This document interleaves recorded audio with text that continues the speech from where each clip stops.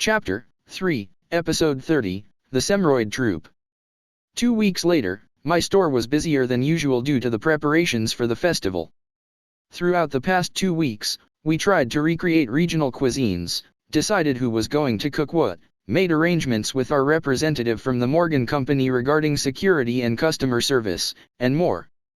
The preparations were hectic for everyone, but it didn't lower our morale, which I was secretly relieved about.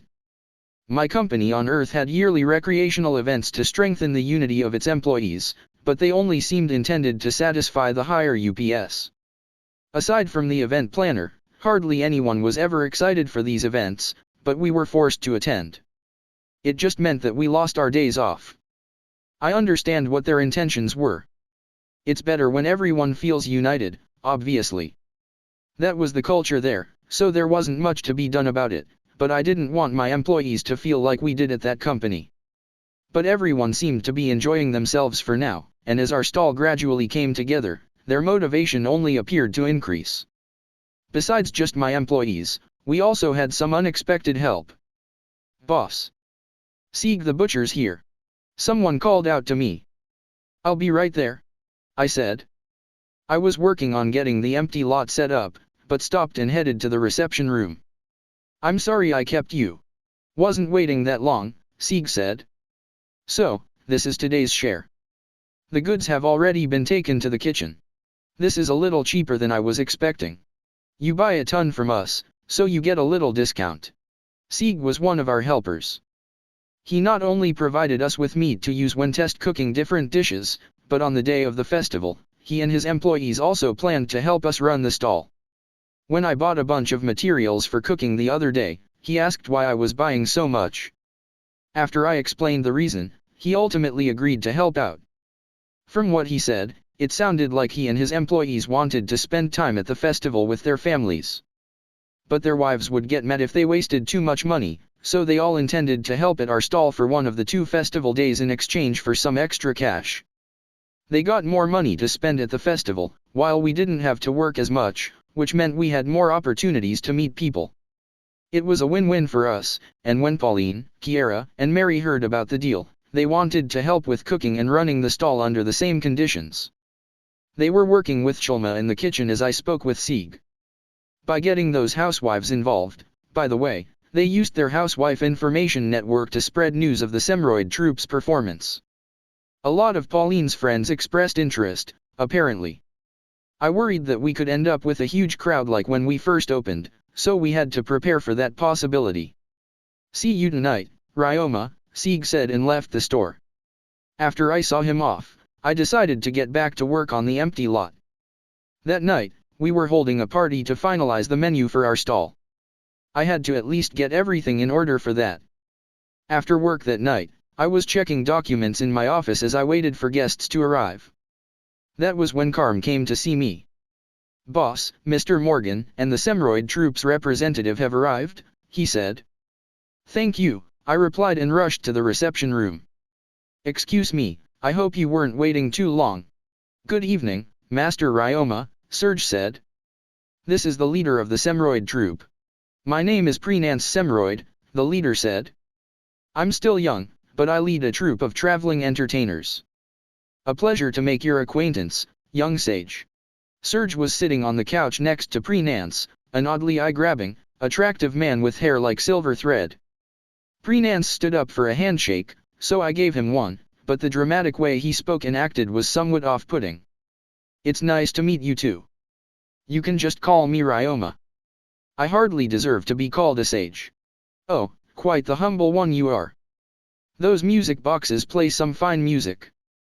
They're magnificent. That music offers a very different flavor from our own performances, so to speak. This allows my music to reach more people, and that's simply delightful. You came up with the idea, so if you don't deserve to be called a sage, then who does? Maybe for someone involved in music, it was actually that incredible. Or maybe he was just flattering me. Not to be rude, but my first impression of Prenance was that he seemed hard to work with." "Thanks, I guess. I'm the one who should be thanking you. Not only did you grace us with your music boxes, but you've provided us a place to perform as well." "Yes, but it'll just be in a lot that we use occasionally. I took a little look at it on the way here, and it's more than big enough. My troop is pleased. Are they here already? Yes, they're at the party site, Prenance said. That was exactly as intended. I didn't want too many people to know extensive details about the music boxes or the fact that I came up with them. I only wanted the representative here so that could be part of the discussion. Then I would hate to make them wait too long. Shall we begin this meeting properly? I asked. Once they approved, we moved on to the next topic. Then when it comes to the stage in general, we'll leave that matter to the Semroid troupe, I said. You can count on us, Prenance replied. It will be a great stage the likes of which has never been seen before. The Semroid troupe was still making a name for itself, and usually performed in cramped spaces like bars or town squares, so they seldom got opportunities to put on a show for large crowds. Thank you. If you need anything, feel free to tell me.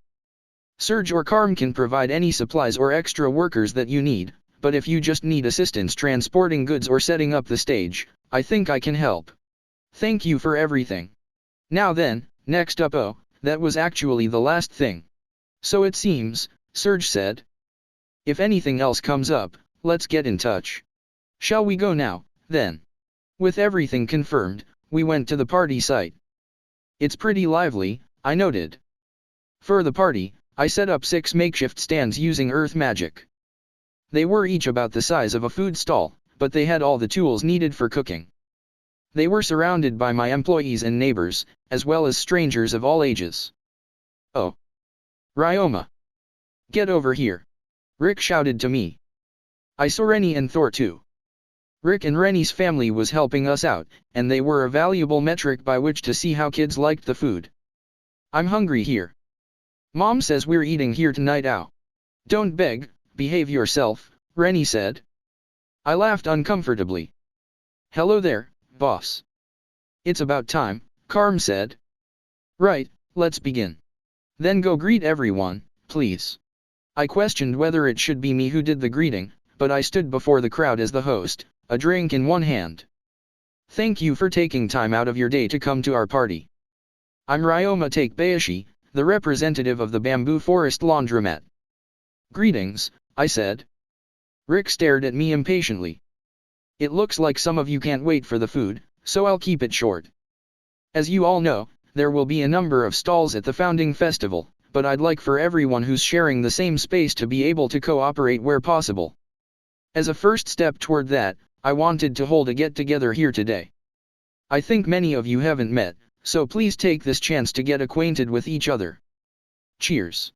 Cheers, the crowd replied in unison and raised their glasses. There were close to 40 people in total, so it was pretty loud. The ones who had cooking to do left the crowd and got to work at their respective stands. The food was mostly prepared already, and they only had to take a bit of time to go through the finishing steps, so it wasn't long before appetizing aromas wafted from the stands. I went around checking on everyone, saying hello, and handing out ballots to vote on what we should sell. The ballots were 10 pages each, where the first 5 pages were for voting before the meal on which dishes they wanted to try, and the other 5 pages were for voting after the meal on which dishes were best. The results of the vote would determine what we sold at our stall. Looks like this event is a success, Prenance said as he approached with a plate in one hand, followed by a man in his 50s. Hello, how do you like the food? It has surpassed my expectations.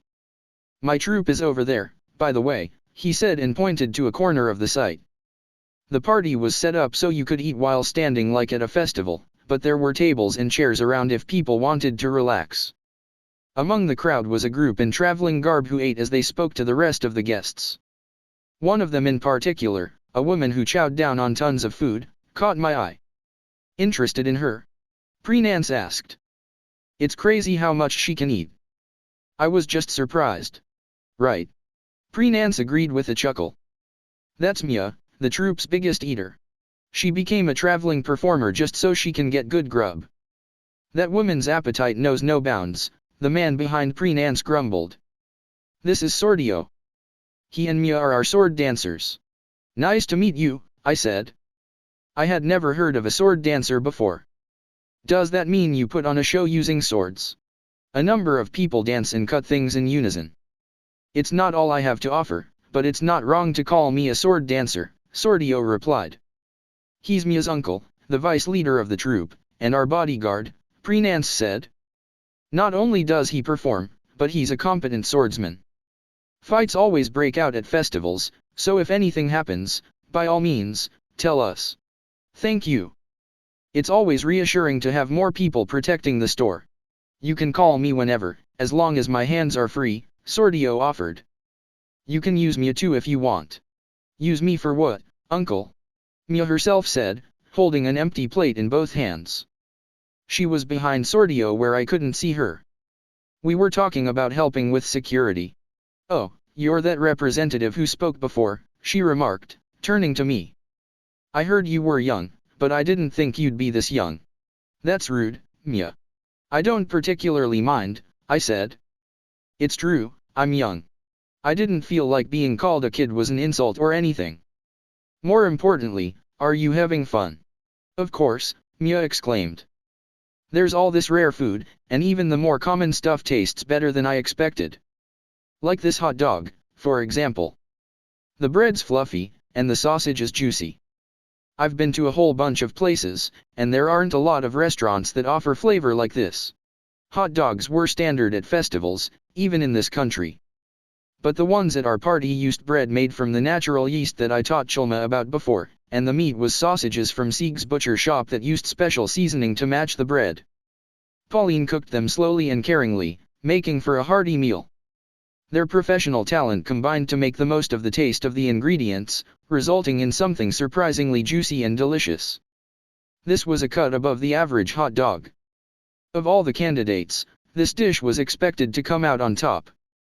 Also, there's this food from Gilmar, Mia continued. The soup has a nice, calming flavor, and it warms you up. Faye and Lillian's pa myang turned out to be very similar to wonton soup. The ingredients were simple, but the simmered meat and vegetables were great. The flavor was subdued, so I liked to eat it with the meat and vegetable stir-fry made with simasa oil.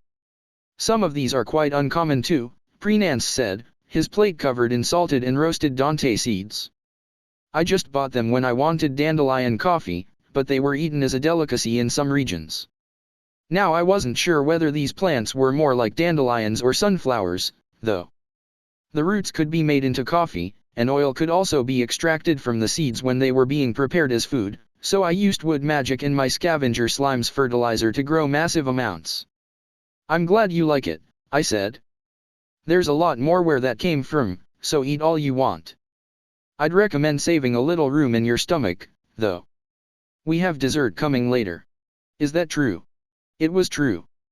Many of the sweets were made by myself, and included sesame tofu and sesame balls. I made the sesame tofu by grinding the simasa until the texture was pleasant to the tongue, then mixed it with potato starch, heated it over a fire, stirred until it was smooth, and cooled it in a mold until it solidified. This was covered in molasses made with muscovado. For the sesame balls, I started by preparing some sesame paste made from simasa and muscovado. I covered the paste in dough made from a mixture of rice flour, water, and oil extracted from dante seeds. Then I sprinkled raw simasa on top and fried the coating in dante oil. I specifically chose not to use simasa oil for this. Its flavor was too overpowering, so it made everything taste like pure simasa. It would become impossible to make out the flavor of the other ingredients. By contrast, dante oil's flavor wasn't that noticeable, providing the ideal hint of savoriness.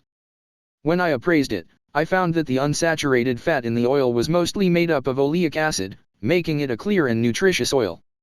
However, little dante oil could be extracted from the seeds. It took 15 grams of seeds to produce a milliliter of oil. If it took 800 milliliters of oil to fry something, then that required 12 whole kilograms of seeds. Dante seeds could be healthy in moderation, but making oil from them was a bit time-consuming. It was a good way to practice improving my magical energy, actually. Thanks to all that work, I was deeply satisfied with the taste of both of these dishes, but the time it took to make them was a detriment, as was the cost of muscovado and rice flour. These could cost up to 20 sut each, a bit much for sweets from a food stall. As an alternative, I also prepared what I called sesame pastries using wheat-based pastry dough to cut down on the cost. There was a good chance that those would replace the sesame balls, at least. I'd better eat what I can now, then, Mia said after I told her this, then went off to grab some more food. It already looked like she had eaten enough for 2 or 3 people, but she still hadn't stopped eating.